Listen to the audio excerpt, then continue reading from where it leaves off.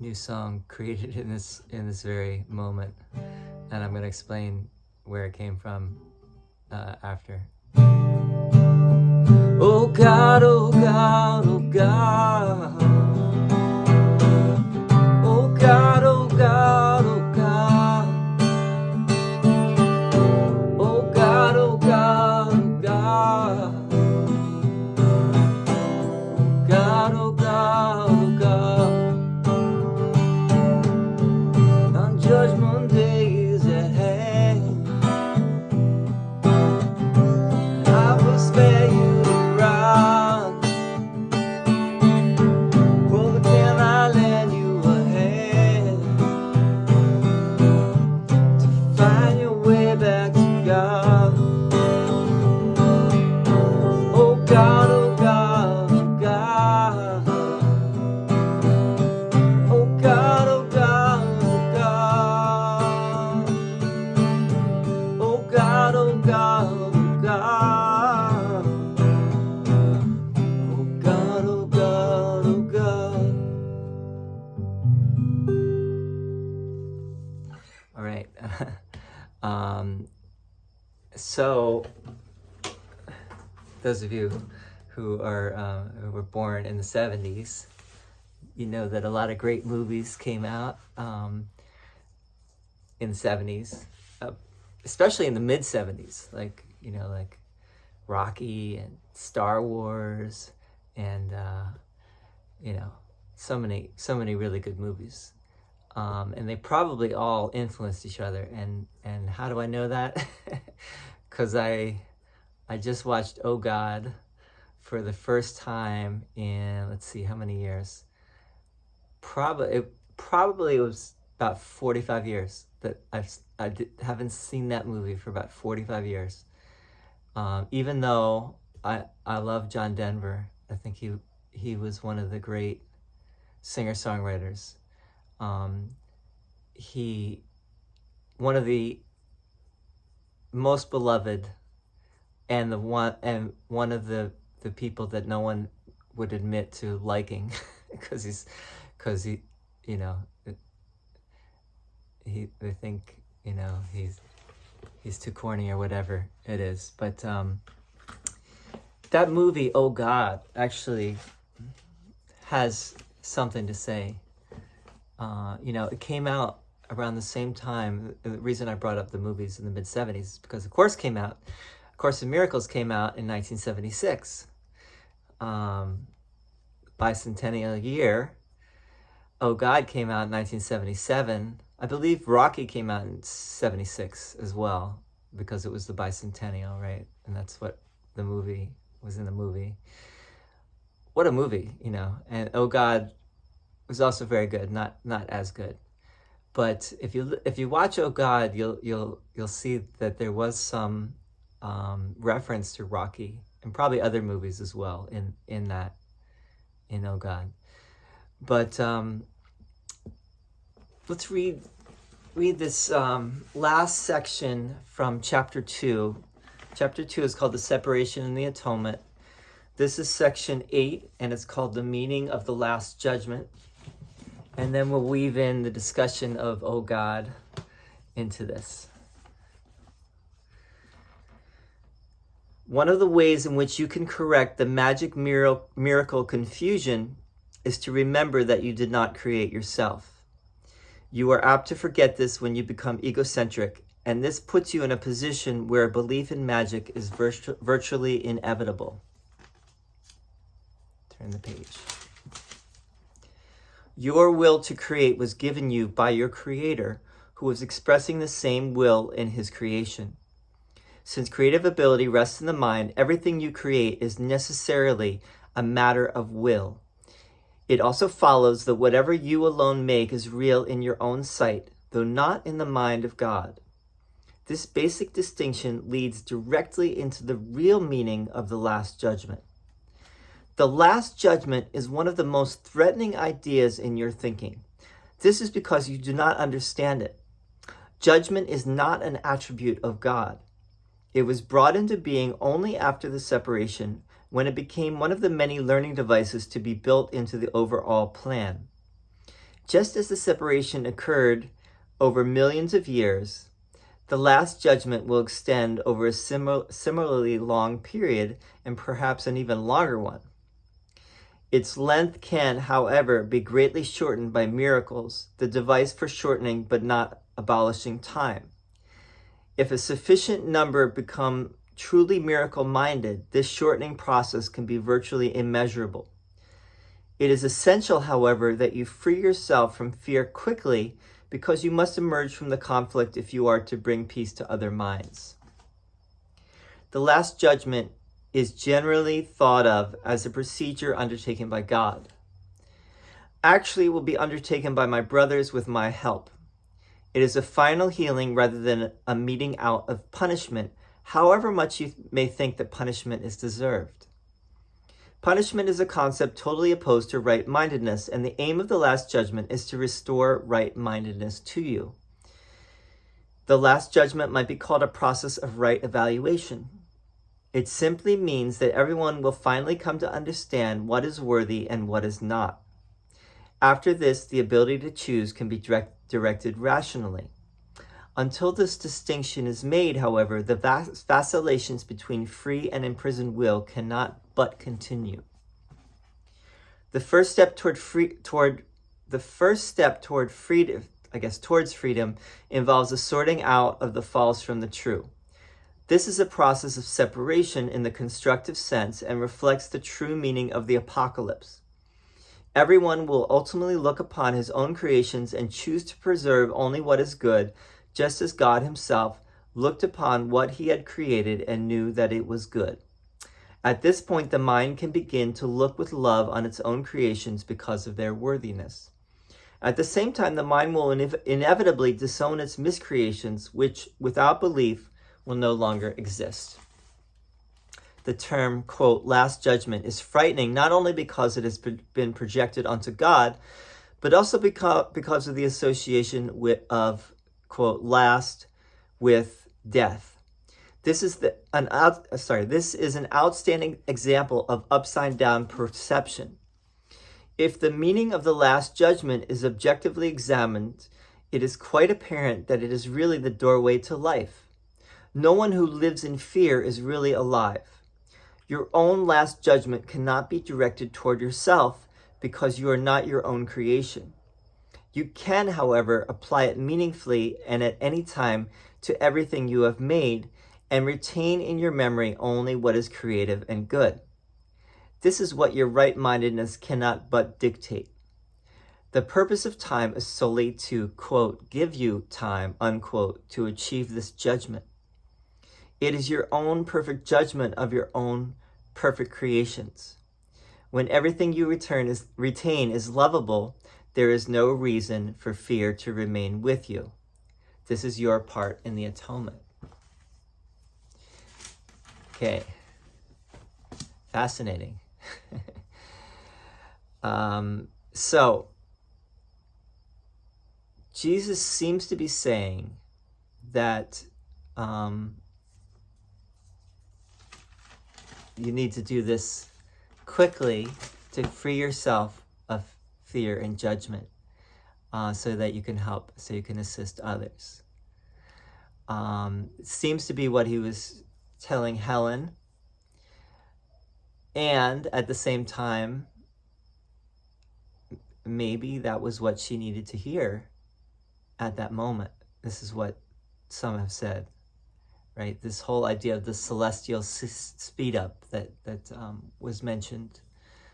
I think it was mentioned earlier in the text. And Jesus was saying, this is a time where I'm calling on my brothers to, my brethren to awaken and to assist me in this, in awakening others. Now, the question is, why is this time any different than any other time? Way back 2,000 years ago, didn't they think the apocalypse was imminent? The end of days, the end of time was upon them as well. Seems like that now, right?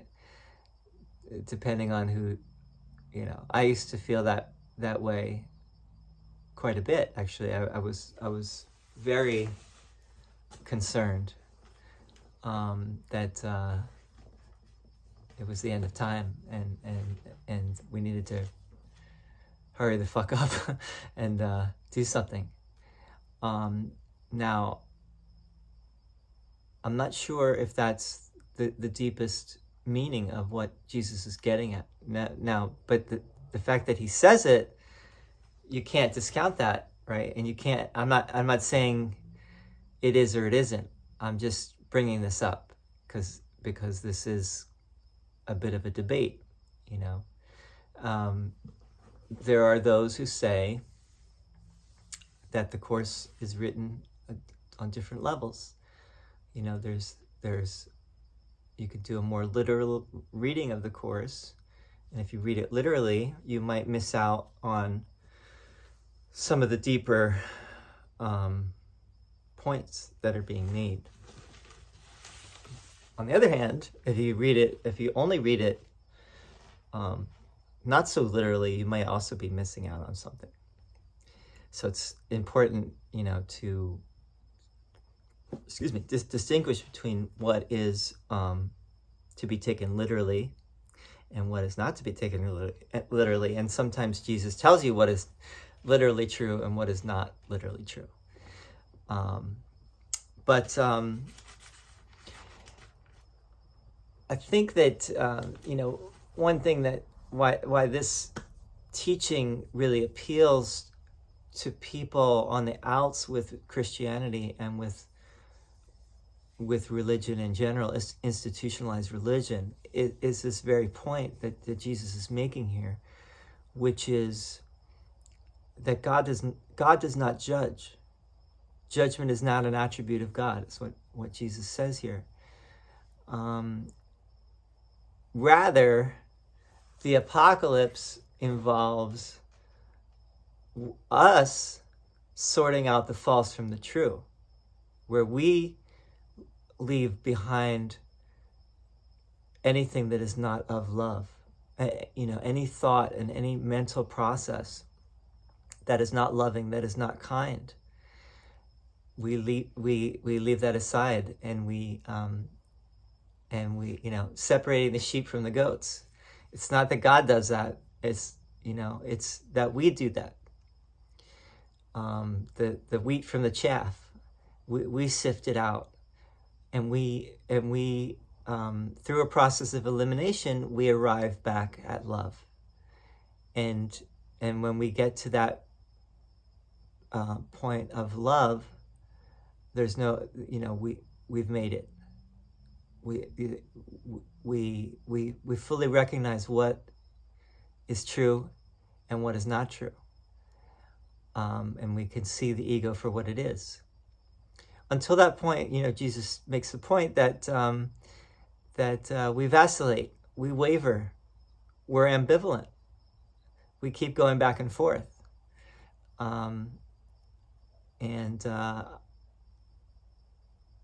so let's see what else we could say. Well, let's just talk for a moment about Oh God. What a cool movie. It's actually a really cool movie. And they were going to have other people. I think Mel Brooks was going to play God. And who was going to play Jerry Sanders, the guy that John Denver plays. Someone else was going to play. Oh, Woody Allen was going to play that character. Imagine what that movie would have been like. I think it was perfect the way that it turned out with George Burns as God and John Denver as, you can't imagine it with not being that. And the movie was a hit, by the way, when it came out. I remember watching it on a VCR with my family at home in the living room. But anyway, so God in that movie is doing something similar. God, in the Course it's Jesus, but in the movie it's God, and God is looking for someone, at the end he says, a very good man to bring the message to whoever's ready to hear it. Not everyone will be, but there will be people that are ready to hear it. And it's very similar, actually, to what Jesus is saying right here in the Course, is, I'm calling on you to, to take this seriously and to do this process of elimination, to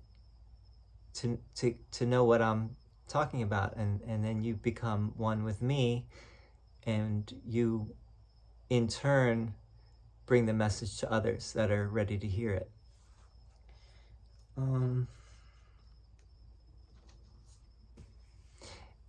The miracle does not abolish time, but it shortens time. Only revelation, Jesus makes a distinction, again, between revelation, which is when you're back in the oneness with God.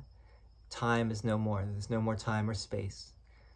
But as long as we think we're here in a body in the world, the miracle is a way of shortening time and shortening the suffering that we inevitably feel.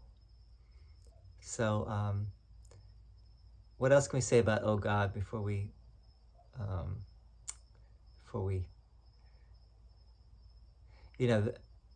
Oh God, not completely, it's actually a really good movie, and it was what it was, but not exactly what the Course is getting at, but it's actually very close, and it is, Oh God resonates. It resonated with so many people because it was really getting at these very ideas. Hell is in Oh God. There's a part about they ask God 50 questions. This theological panel writes in Aramaic 50 questions for God that John Denver brings to George Burns, God, to answer, and one of them is about the Last Judgment, and George Burns said something like, who needs that, who needs that kind of, that, so he basically says, that's not my will. Anyway, movie's worth watching again. I think that's good for tonight. Next time we're gonna start chapter 3. And I'm really happy to be doing this and going through the whole course. It might take longer than a year, but thanks for tuning in, and see you next time. Would love to hear your comments, feedback. Thank you. Adios.